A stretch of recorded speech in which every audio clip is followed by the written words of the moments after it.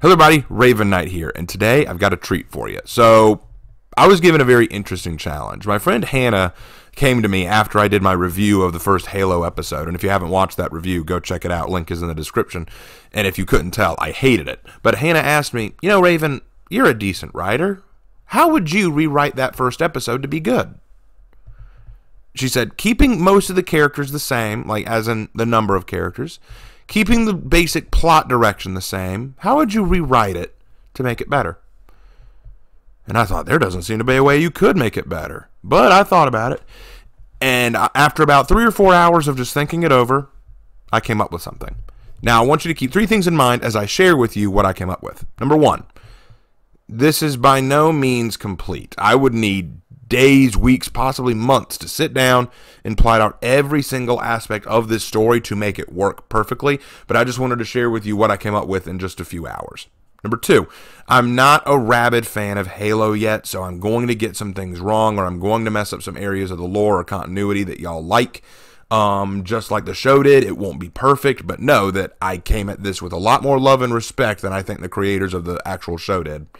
And 3, there are going to be people who come at me in the comments and say, Raven, this is inaccurate. You should have added this. Don't tell me what I should have added. If you want to make recommendations and say, hey, instead of just that, what if this happened? That's one thing. But if you say, Raven, you're so wrong. That wouldn't happen. This is what would happen. It's not about what would. It's what could happen, because this is all hypothetical anyway. Okay, so what would I do to remake and fix the first episode of the Halo TV series? Okay, so starting off, we're going to keep most of the opening the same. We've got your insurgency group. We can even keep Kwan Ha, the girl. I don't mind keeping her. We can even keep her Korean. Change the hairstyle. That hair looks awful. How about we change it to something a little bit more, nice, something more pleasant to look at. Something like this, maybe. I don't know. Anyway, so you have that. You have the character. She's going off to go pick drugs like before, but instead of picking drugs for her and her friends to get high, it's established that she wants to get off of Midrigal. She doesn't believe in the fight that her father is doing. She loves her father. She cares about him, and she doesn't necessarily love the UNSC either, but she's smart enough to recognize there's more to this than just that, especially if we want to have a dead mother in the mix. If her mother was killed during the UNSC stuff, maybe she's tired of the fight because she's like, how long until I'm dead? How long until my dad's dead? I don't want any more part of this. So she says, sorry, I want off this planet. So she's picking the drugs to sell so that she can make money and thus get a free ride out of here. She wants to get off this planet. And so she sells the drugs to any passing caravans or merchants or traders who come from other outer colonies to Midrigal. And so she sells to them so that way one day she can make enough money to buy a ticket off the planet. And by the time her father finds out, she's already left a letter on his bed saying, sorry dad, I love you, but this is something I gotta do. Would add more to her character, give her a motivation and direction she's trying to go, help us understand what her goals are, how she feels about the UNSC and her father's plans. We would have a much more well-rounded character outside of, I'm a degenerate who likes to do drugs. That would work so much better. Okay, so then the rest of it keep kind of the same. The aliens are excavating something, then that leads to them attacking the insurgency. The insurgency has no idea what they're up against. Master Chief comes in and saves the day. All of that we can keep pretty much the same. I have no problem with any of that. But what are we going to change next? So, when Master Chief goes to the excavation site and finds this item. First of all, I'm going to make the item much smaller. I don't want it to be this really big, massive tablet. It's going to be smaller. Probably something you could probably hold in your hand. Maybe like the size of a coffee mug or something like that. And I'll explain why in a minute. Master Chief reaches up to just brush off some dirt from it so that you can better see it, and by brushing off the dirt, he touches it, which activates it, which briefly shows, not his memories, but a map. A projected map. And this shocks him for a minute. He's like, what the heck was that? Because at this point in the story, I imagine they've seen Forerunner technology, but they don't have enough experience with it to understand all that it does, so he's a little surprised by it. And when he looks at what the map shows him, he sees like a ring on it, but he only sees it for a moment, kind of hinting at the Halo ring. But anyway, so an elite sees what happens. He takes off running. He's going to go tell the Covenant what he just saw. Meanwhile, Master Chief runs outside to chase him and sees that he knocked over Kwan Ha.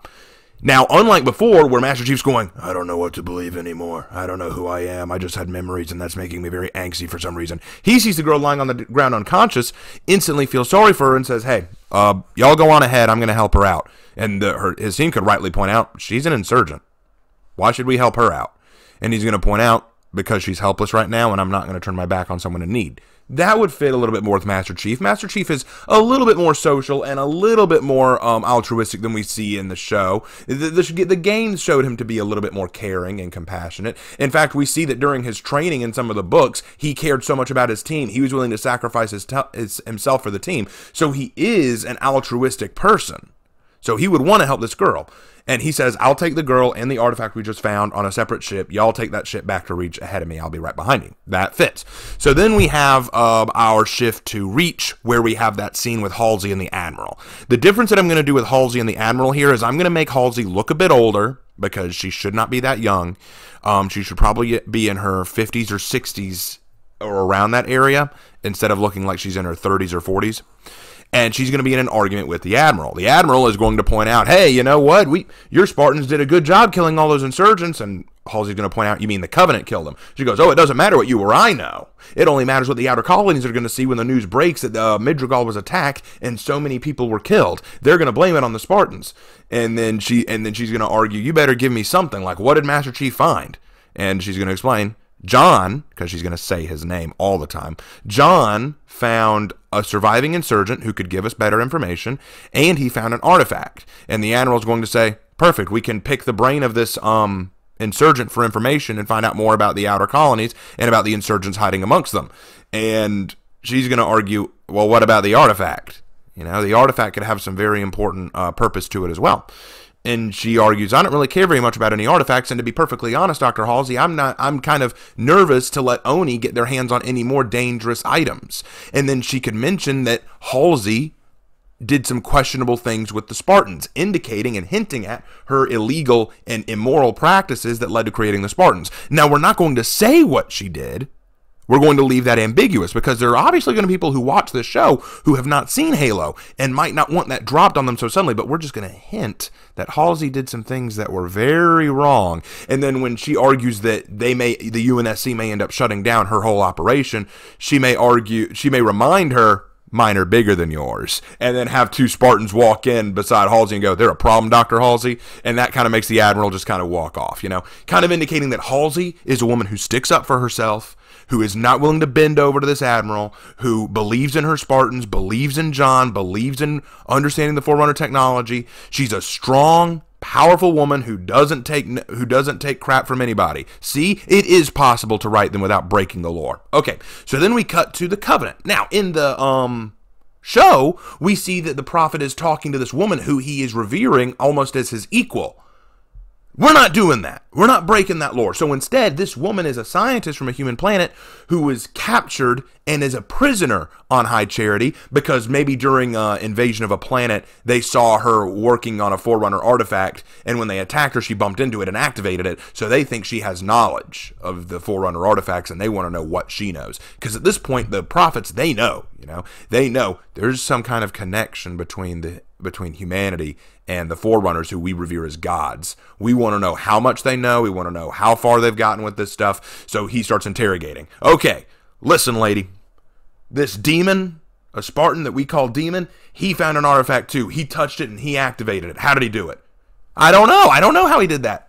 Torture. And so they zap her or something. And it's like, let's try this again. What do you want with the artifacts? I don't know. We just wanted to study them. Zap her again. Like basically showing that he despises her. And then he's going to ask her, what do you know about Halo? That's going to be the big name drop, the Halo. But we don't know what it is yet. We're not going to reveal that yet. But we know that the prophets are familiar with the term at the very least. She's going to say she has no idea what that is. They torture her again, and she begs them to let her go. And he says, we will not grant you the mercy of death until we know the depth of your heresies.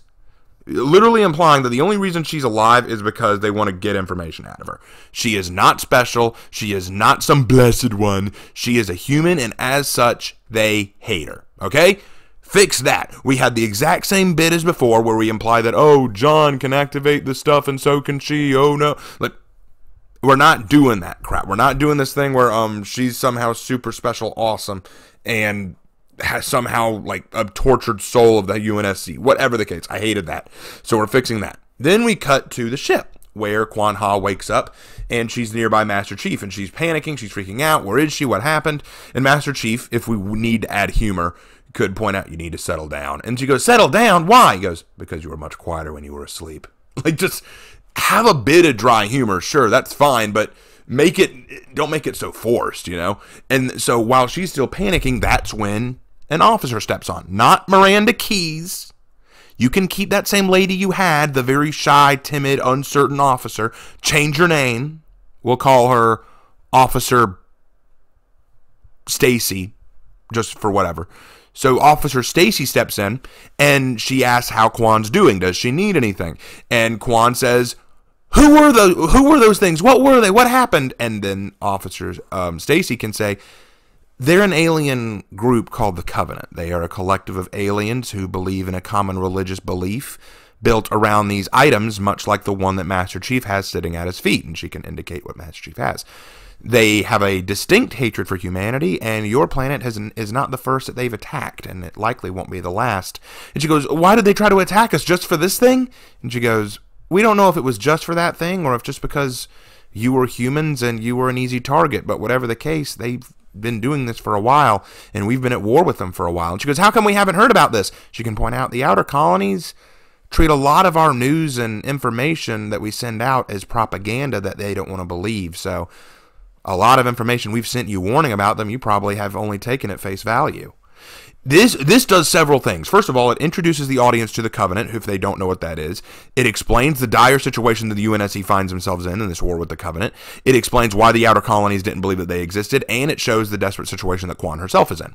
Now, Officer Stacy can say, okay, so here's what we want. When you get to Reach, that's where you're headed to, when you get to Reach, there's going to be soldiers there who want to take you in and interrogate you and possibly torture you to get information about the insurgents groups in the outer colonies. You are the daughter of a general, after all.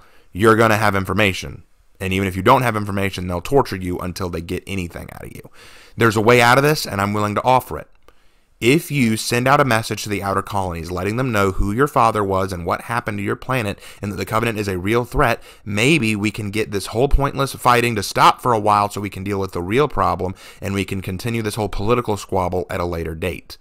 Now, instead of Kwan making some dumb ultimatum of, what if I lied? You know, that nonsense. What if Kwan instead said, I don't know, like, my father didn't trust you for a reason. I'm not saying that he was right about everything, but there had to be a reason. And then Stacy can be very firm about this and say, I'm not going to blame you for your prejudice against us, but I'm also not going to apologize for anything. This is the offer that's on the table. You either trust me or you take your chances with an interrogation squad. Me personally, I know what I'd pick, but I'll give you some time to think it over. When you're ready to talk again, tell Master Chief and he knows how to contact me. And so she goes, that's all for now. And then she heads off. And then Master Chief can look at Kwan and go, need some time? And then she can go, yeah, I do. And then Master Chief can go, well, be quiet about it. You know, just kind of like, and what this does is it shows us a little bit more of his character. If you want him to be the kind of aloof character, the kind of character who just kind of likes to keep to himself, like a Goblin Slayer kind of character, that can be good. It provides a little bit of humor. It provides a callback to her being too loud earlier. It shows that Master Chief prefers his silence. These are fine things. Okay. So then we cut to back to Reach, you know, just so that we can have Officer Stacy talking to the real Commander Keyes, not the guy that they had staying in, but the real Commander Keyes. And they talk, and there they can talk about the moral questionability of the UNSC, where she can argue, you know, I'm not saying she won't help us. She might, but can we really blame her for not trusting us? I mean, she's been trained her whole life to believe that we're the enemy. You can't just ask someone who's been told we're the enemy their whole life and has seen no evidence to the contrary to really just trust us at the drop of a hat. And Commander Keyes says, well, we all have to do difficult things that we're not always proud of to get the end results. And she goes, well, that may be why she hates the UNSC, because how many times have we done that? And then Keyes can point out, when you're in war fighting for your very survival, sometimes you have to take the moral conveniences out of the equation and ask yourself what's best for everybody. And, you know, you can actually have a very logical and very thought out conversation about what's morally right and wrong about the things the UNSC does, because I'm not going to say the UNSC made the best decisions all the time, but you also have to recognize this is war, and sometimes when you're in a war for your survival, sometimes things have to be done you're not always proud of to ensure that everyone survives.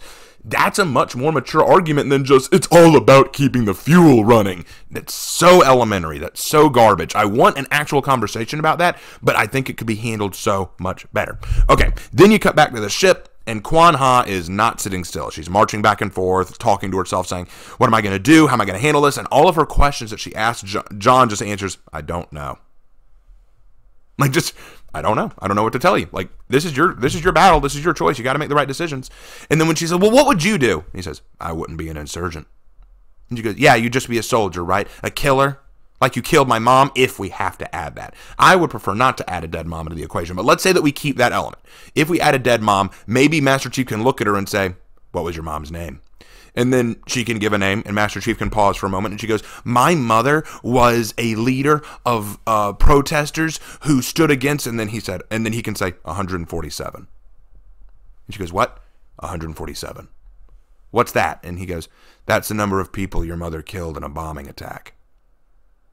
Pointing out that the insurgents aren't exactly innocent either. Pointing out, oh, it wasn't just a peace meeting, that's just what your father told you. In reality, she was part of a terrorist cell, launched a bombing attack that killed 147 people, and Master Chief had to put her down because she was an actual threat. This way, it forces her to come to grips with the reality, maybe I've been wrong about a lot of what I've believed. The UNSC might not be perfect, but neither was my father and mother's argument. This way, it adds some more context. And now you could argue she doesn't fully believe him. Maybe at first she goes, you're a liar. You're nothing but a liar. That's fine. You can have that. But indicate that there's more to it than just, I never question anything. I just do what I'm told. I am good robot. Don't do that. Have it so that there is more context than just, you killed mommy. Oh yeah, I kind of did that. Sorry about that. I've got to have more than that.